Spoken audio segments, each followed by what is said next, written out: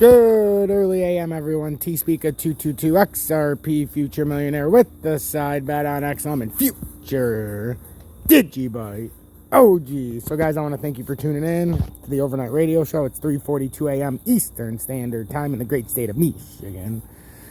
This is part 2, episode, what is this?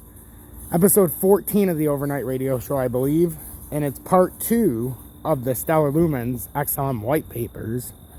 So this is going to be a long-standing series. I thank each and every one of you for tuning in. Yesterday we had over 350 views for the overnight radio show, which I am thrilled about. Hopefully we can build on that because XLM and the Stellar Lumens network is very, very critical. And if you guys don't know what it is, you guys need to tune in and actually pay attention. So let's get to it. So we covered all the stuff above before. So consensus, small computational I can't say that. Advantages can invalidate the security assumption, allowing history to be rewritten in so-called 51% attacks. Worst attackers initially controlling less than 50% of computation can game the system to provide disproportionate rewards for those who join them. Eel and Sear 2013, thereby potentially gaining majority control as the leading digital currency backed by the most what the fuck is this? Computerums have fallen victim. Crazy Earn 2013, Bradbury 13. However, posing a problem, an alternative to proof of work is proof of stake. King and Nadal 2012, in which encouraged rational participants to obey. Okay, we already know what all this is. The agreement system. All right, no, I think we need to go. We need to do all of this. It's just something we're gonna have to do. It's gonna be a lot, though, guys. So, posing a problem for any proof-of-work system not built on the Bitcoin blockchain.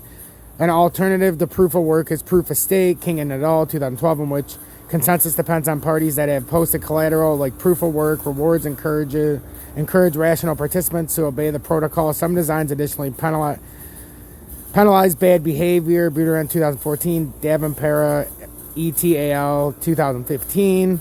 Proof-of-stake opens possibility of so-called nothing at stake attacks in which parties that previously posted from a point where they still had stake to mitigate such attack systems effectively combine proof of stake with proof of work, scaling down the required work in proportion to stake, or delay refunding collateral long enough for some other, sometimes informal consensus mechanism to establish an irreversible checkpoint.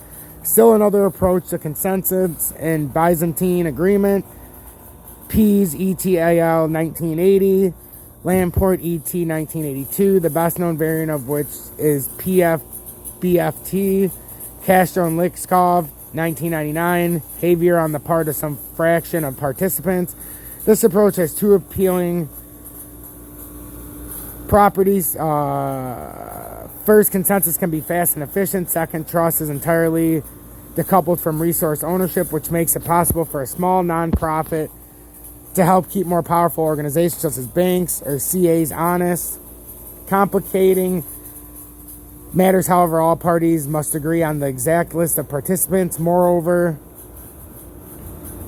failure tolerance, a so-called Sybil attack, Dosever 2002, BFT/CUP, Alkiri, ETAL 2008, accommodates unknown participants but still presupposes a Sybil-proof centralized admission control mechanism. Generally, membership by Byzantine agreement systems is set by a central authority or closed negotiation.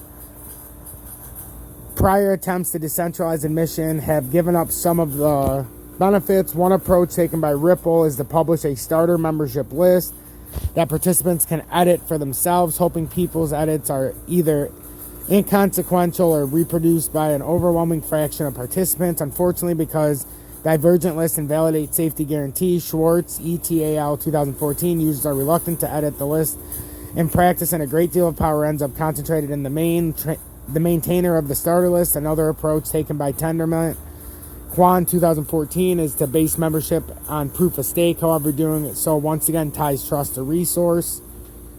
All right, let's go through a little bit of this. We'll do 3, and then I'll let you guys go, and then we'll start tomorrow at 3-1 quorum slices. So SCP is the first Byzantine agreement protocol to give each participant maximum freedom in choosing which combination of other participants to trust. Federated Byzantine Agreement Systems. This section introduces the Federal Byzantine Agreement, FBA model like non-federated Byzantine Agreement. FBA addresses the problem of updating replicated state, such as a transaction ledger or certificate tree, by agreeing on what updates to apply. Nodes avoid contradictory, irreconcilable states.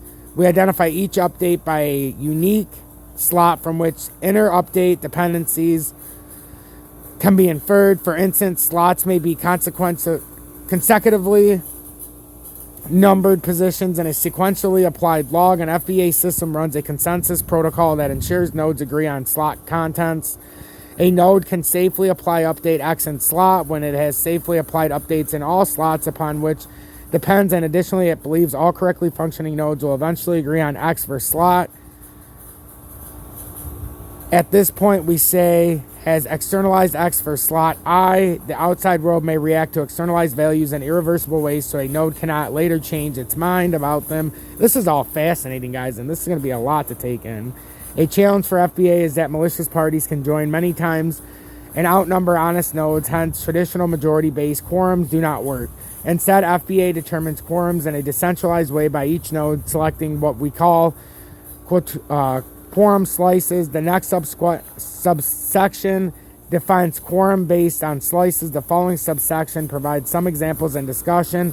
Finally, we define the key properties of safety and liveness that a consensus protocol should hope to achieve. 3.1 quorum slices, we're going to do this too.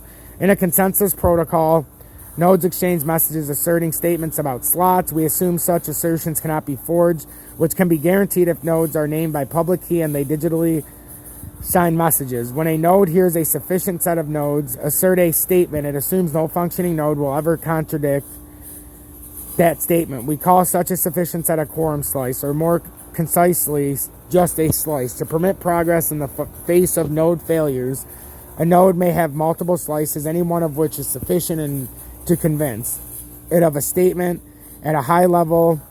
Then an FBA system consists of a loose confederation of nodes, each of which has chosen one or more slices more formally. Definition: FBAS, a federated Byzantine agreement system, or FBAS, is a pair VQ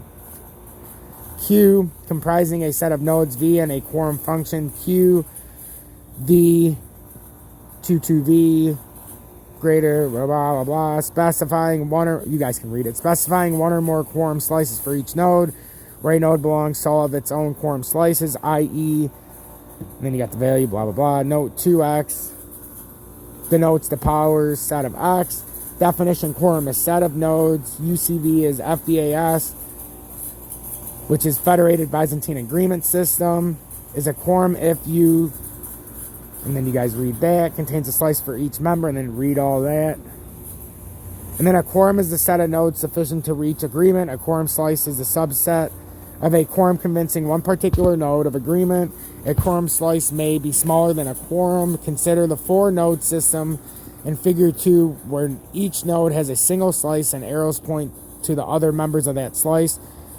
Node slice, meaning neither nor can assert a statement without UVOR's agreement. Hence, no agreement is possible without V4S participation, and the only quorum including V1 is the set of all nodes, and then you got to read that. V1, V2, V3, V4. Traditional non-federated Byzantine agreement requires all nodes to accept the same slices, meaning all of that.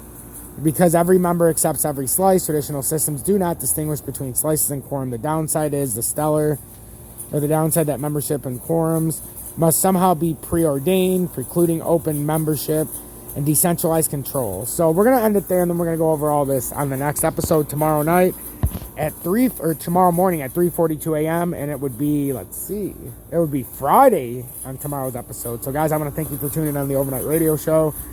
We're dealing with the Stellar Consensus Protocol next. We're in the white papers, the XML Stellar Lumens. You guys want to know what the Lumens are and what Stellar Network is? This is the white papers. This is part 2. I want to thank each and every one of you for tuning in the Overnight Radio Show. Get that morning cup of coffee, or if it's over on the other side of the world, guys, please get a good night of rest. Stay true, stay blessed. If you want to donate, links in the description. If you want to join Tom's Army, that's also in the description. Thank you guys. I love each and every one of you. And remember, help one person each day because you never know what somebody's going through. Stay true, stay blessed. Hashtag be better, do better.